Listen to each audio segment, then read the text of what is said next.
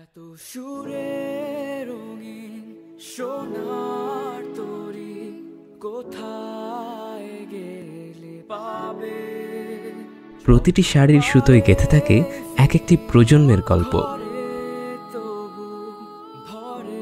রায়া আজ পরেছে তার মায়ের পরা লাল সাদা রঙের শাড়িটি, আর রায়ার মা এই শাড়িটি পেয়েছিল তার মায়ের কাছ থেকে।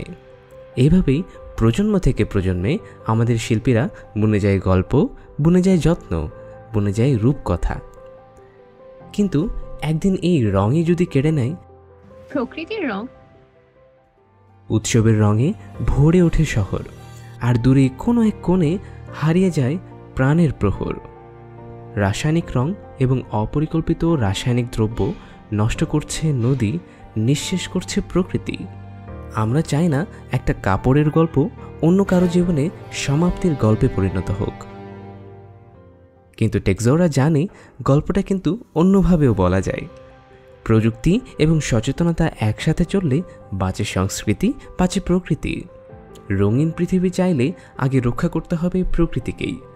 আর তাই টেক্সোরা নিয়ে এসেছে পরিবেশ বান্ধব রাসায়নিক সমাধান, যা কমায় পানির অপচয় আর রাখে প্রকৃতিকে নিরাপদ।